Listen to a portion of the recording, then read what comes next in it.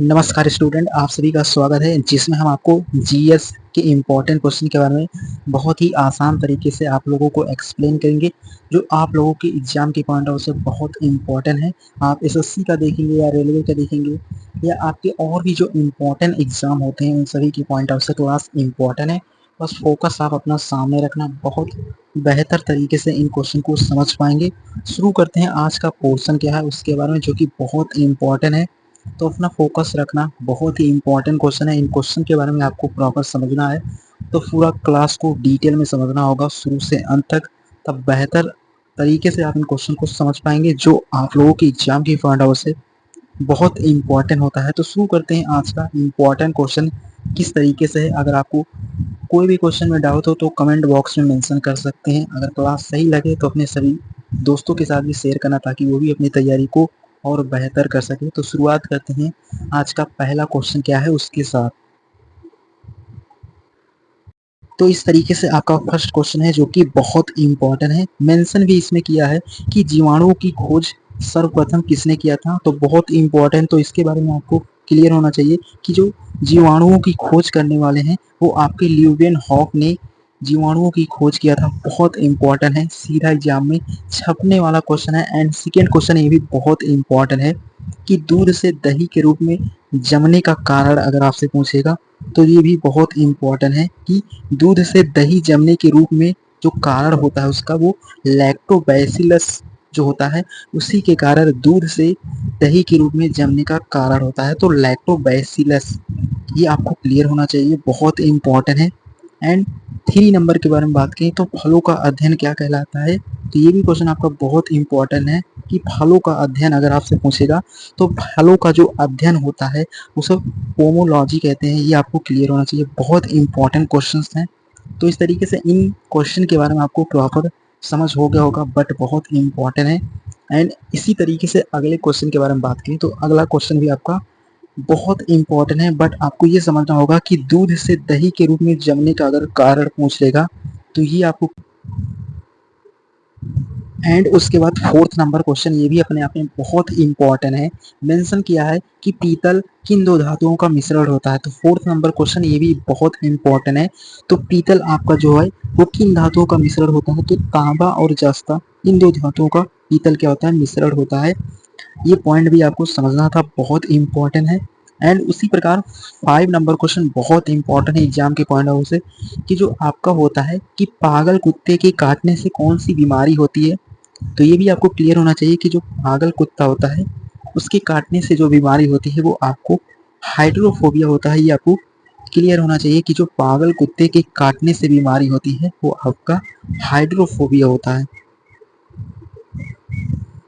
तो ये आपको क्लियर हो गया होगा, बहुत इंपॉर्टेंट है। एंड 6 नंबर इसमें मेंशन किया है कि किस रंग का। एंड उसके बाद 6 नंबर क्वेश्चन ये भी अपने आप में बहुत इंपॉर्टेंट है कि किस रंग का तरंग दैर्ध्य अधिकतम होता है, तो आपका जो सबसे अधिक तरंग दैर्ध्य किस रंग का होता है, तो आपका लाल रंग का तरंग दैर्ध्य सबसे अधिक होता है। ये आपको क्लियर होना चाहिए। और पागल कुत्ते के काटने से जो बीमारी होती है उसे हाइड्रोफोबिया कहते हैं, ये भी आपको क्लियर होना चाहिए। एंड जो पीतल किन धातुओं का मिश्रण होता है, तो तांबा और जस्ता का जो होता है वो मिश्रण होता है आपका पीतल। तो इस तरीके से आप 6 क्वेश्चन को भी बहुत इजीली समझ गए होंगे, बहुत इंपॉर्टेंट है आप लोगों के एग्जाम के पॉइंट ऑफ से।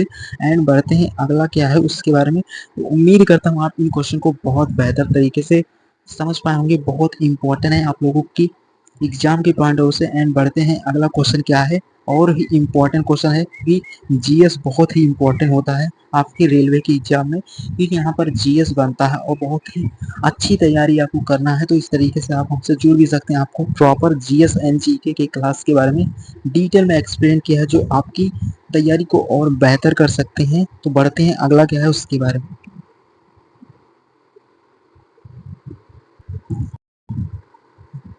एंड 7th नंबर क्वेश्चन बहुत इंपॉर्टेंट है कि न्यूट्रॉन की खोज किसने किया था, तो यानी कि बहुत ही इंपॉर्टेंट है कि न्यूट्रॉन की खोज जिसने किया था उनका नाम क्या है, तो न्यूट्रॉन की खोज करने वाले आपके चैडविक हैं, ये आपको क्लियर होना चाहिए। एंड विद्युत प्रतिरोध का मात्रक क्या होता है, तो विद्युत जो प्रतिरोध होता है उसका मात्रक ओम होता है, ये भी आपको क्लियर होना चाहिए।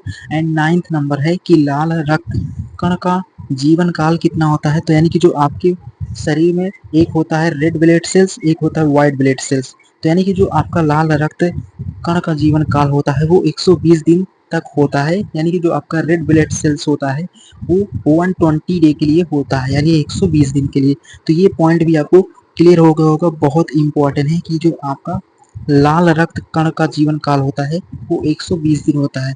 तो ये सभी बहुत इंपॉर्टेंट है क्योंकि यहाँ पर जो क्वेश्चन है वो आपके साइंस के अंतर्गत फिजिक्स केमिस्ट्री बायो तीनों के मिक्स क्वेश्चन है, तो आपके लिए बहुत ही हेल्पफुल होगा ये क्लास और बहुत ही इंपॉर्टेंट है। एंड बढ़ते हैं अगला क्वेश्चन क्या है उसके बारे में जो कि और इम्पोर्टेंट है।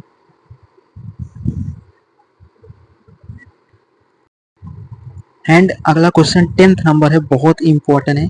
मेंशन किया है इसमें कि दूध की शुद्धता मापने के लिए हम किस यंत्र का प्रयोग करते हैं, तो आपका जो दूध होता है उसकी शुद्धता को मापने के लिए आप किस यंत्र का प्रयोग करते हैं, तो ये भी आपका बहुत इंपॉर्टेंट है। तो दूध की शुद्धता को मापने या मेजर करने के लिए हम लैक्टोमीटर का प्रयोग करते हैं, बहुत ही इंपॉर्टेंट है, सीधे एग्जाम में छपने वाला।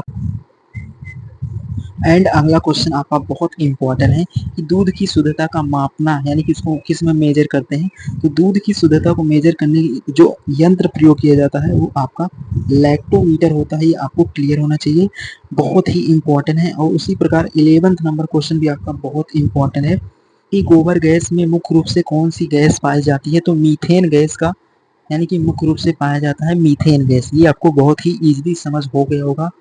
एंड 12वां क्वेश्चन के बारे में बात करें तो इसमें भी मेंशन किया है कि जो प्रकाश वर्ष किसकी इकाई है, तो प्रकाश वर्ष जो है वो आपकी दूरी की इकाई है, तो ये आपको याद रखना होगा कि प्रकाश वर्ष वो दूरी की इकाई है, ये आपको समझना था, बहुत इंपॉर्टेंट था, बहुत ही इंपॉर्टेंट है क्योंकि इसमें हर तरीके के क्वेश्चन आपके रिवीजन हो रहे होंगे, फिजिक्स बायो एंड केमिस्ट्री तीनों के मिक्स क्वेश्चन है और बहुत ही इंपॉर्टेंट क्वेश्चन है, इजी है, कुछ अच्छे लेवल के भी हैं।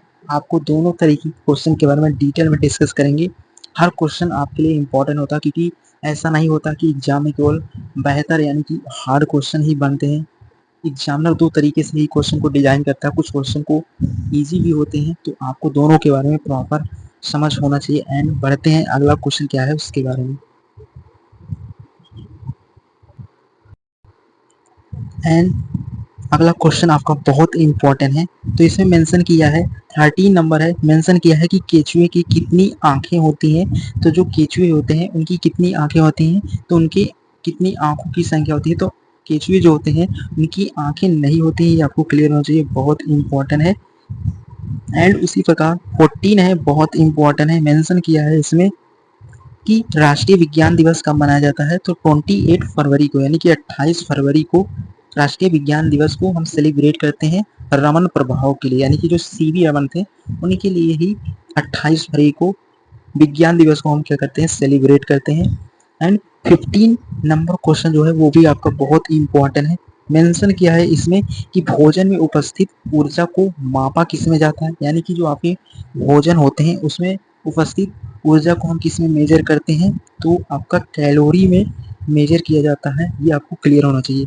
तो ये भी क्वेश्चन बहुत इंपॉर्टेंट है आप लोगों के एग्जाम के पॉइंट ऑफ व्यू से, अगर ये मेंशन करेगा कि जो केचुए होते हैं उनकी कितनी आंखें होती है, तो केचुए की कोई आंख नहीं होती है, ये आपको क्लियर होना चाहिए, बहुत इंपॉर्टेंट है। तो ये 15 क्वेश्चन बहुत इजीली आप समझ गए होंगे, बहुत इंपॉर्टेंट है। एंड बढ़ते हैं अगला क्वेश्चन क्या है उसके बारे में। एंड 16 नंबर बहुत इंपॉर्टेंट है, मेंशन किया है कि पृथ्वी की स्थिति और संरचना के अध्ययन को क्या कहा, यानी कि अगर पूछेगा आपसे कि जो पृथ्वी की स्थिति और संरचना के अध्ययन को हम क्या कहते हैं, तो उसकी अध्ययन को हम क्या कहते हैं, भूविज्ञान कहते हैं, ये आपको क्लियर होना चाहिए कि जो आप पृथ्वी की स्थिति और उसकी संरचना का अध्ययन करते हैं उसे भूविज्ञान कहते हैं। एंड 17 नंबर है, मेंशन किया है कि पचे हुए भोजन का अवशोषण होता है, यानी कि जो पचे हुए भोजन होते हैं उनका अवशोषण होता है क्या, तो छोटी आंत में होता है, ये आपको क्लियर होना चाहिए। तो पचे हुए जो भोजन होते हैं उनका अवशोषण आपका छोटी आंत में होता है, ये आपको क्लियर होना चाहिए, बहुत इंपॉर्टेंट है, सीधा एग्जाम में मेंशन कर सकते हैं, तो इनके बारे में आपको समझ होना चाहिए। उसी प्रकार 18 नंबर है कि टेलीविज़न का आविष्कार किसने किया था? तो जे.एल. बेलेयर्ड ने टेलीविज़न का आविष्कार किया था। तो ये पॉइंट आपको बहुत ईज़िली समझ में आ गया होगा। आप लोगों के एग्ज़ाम के पॉइंट ऑफ व्यू से ये इम्पोर्टेंट है कि जो टेलीविज़न का आविष्कार करने वाले वैज्ञानिक हैं आपके, वो जे.एल. बेलेयर्ड ने टेलीविज़न का आविष्कार किया था। तो ये आपको क्लियर होना चाहिए, बहुत इम्पोर्टेंट है एग्ज़ाम के पॉइंट ऑफ व्यू से। तो ये क्वेश्चन भी आप बहुत ईज़िली समझ पाए होंगे। जो 18 नंबर क्वेश्चन है और जो 17 नंबर है और जो 16, ये सभी एग्ज़ाम के पॉइंट ऑफ से बहुत इम्पोर्टेंट है। एंड बढ़ते हैं अगला क्या है उसके बारे में। एंड 19 नंबर क्वेश्चन भी बहुत इम्पोर्टेंट है। मेंशन किया है इसमें कि हीरा चमकदार क्यों दिखाई देता है। तो इसमें मेंशन किया है कि हीरा यानी कि जो डायमंड होता है वो चमकदार क्यों दिखाई देता है। तो सामूहिक आंतरिक परावर्तन के कारण ये क्या होता है, चमकदार दिखाई देता है। तो ये आपको क्लियर हो गया होगा, बहुत इम्पोर्टेंट है। एंड अगला क्या है 20 नंबर है। मेंशन किया है मनुष्य के रक्त का पीएच मान कितना होता है। तो मनुष्य के रक्त का जो पीएच मान होता है वो 7.4 होता है। ये आपको क्लियर होना चाहिए। एंड उसी प्रकार 21 नंबर क्वेश्चन भी आपका बहुत इम्पोर्टेंट है। इसमें मेंशन किया है कि बारूद बनाने में किस रसायन का प्रयोग किया जाता है। तो सल्फर का प्रयोग हम बारूद बनाने में करते हैं। तो ये पॉइंट भी आप बहुत आसानी से समझ पाए होंगे, बहुत ही इम्पोर्टेंट क्वेश्चंस हैं। एंड बढ़ते हैं अगले क्वेश्चन पे। अगला क्या है और बहुत ही इम्पोर्टेंट है। तो उम्मीद करता हूँ आप 20 क्वेश्चन को बहुत बेहतर तरीके से समझ पाएंगे, बहुत इम्पोर्टेंट है आप लोगों के एग्जाम के पॉइंट ऑफ व्यू से। आप लास्ट में ज़रूर बताना कि आपको क्लास कितना समझ में आया और क्वेश्चन आप लोगों को अच्छे लगे या ईजी हैं। बट अगर आपको ईजी है तो इससे और अच्छे लेवल के क्वेश्चन के बारे में भी आपको डिटेल में मिलेगा। तो कमेंट बॉक्स में इन सभी के बारे में मेंशन करना।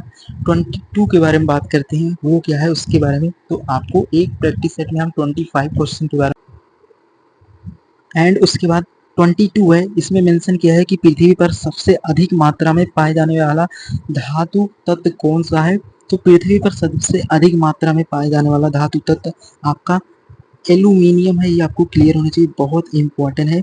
सीधा एग्जाम में मेंशन कर सकता है कि पृथ्वी पर सबसे अधिक मात्रा में पाने वाला धातु तत्व जो है आपका वो एल्यूमिनियम है, बहुत ही इंपॉर्टेंट है। उसके बाद 23 है, मोती मुख्य रूप से किस पदार्थ का बना होता है। तो कैल्शियम कार्बोनेट का बना होता है। ये भी आपको क्लियर होना चाहिए, बहुत इंपॉर्टेंट है कि जो मोती मुख्य रूप से किस पदार्थ का बना होता है। तो कैल्शियम कार्बोनेट का। तो ये भी आप बहुत ईजिली समझ पाओगे, बहुत इंपॉर्टेंट है। एंड उसके बाद 24 है, बहुत इंपॉर्टेंट है कि मानव शरीर की सबसे अधिक मात्रा में कौन सा तत्व पाया जाता है। यानी कि मानव शरीर में सबसे अधिक मात्रा में जो तत्व पाया जाता है वो आपका ऑक्सीजन होता है। ये आपको क्लियर होना चाहिए।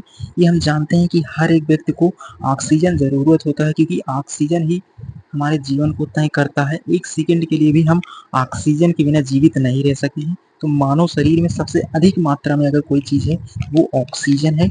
एंड 25 है, बहुत इंपॉर्टेंट है कि किस प्रकार के ऊतक शरीर के सुरक्षा कवच का कार्य करते हैं। तो एपिथेलियम जो ऊतक होते हैं वो शरीर के यानी कि शरीर को सुरक्षा के रूप में कवच के रूप में कार्य करते हैं। ये आपको क्लियर होना चाहिए, बहुत इंपॉर्टेंट है। तो ये है आपके 25 क्वेश्चंस जो जीएस के हैं, बहुत इंपॉर्टेंट है। आप लोगों की प्रीवियस ईयर एग्जाम में आ चुके हैं, जो भी एग्जाम हुए होंगे, चाहे आपका एएलपी होगा या ग्रुप डी होंगे, इन सभी एग्जाम के पॉइंट ऑफ से क्लास इंपॉर्टेंट है।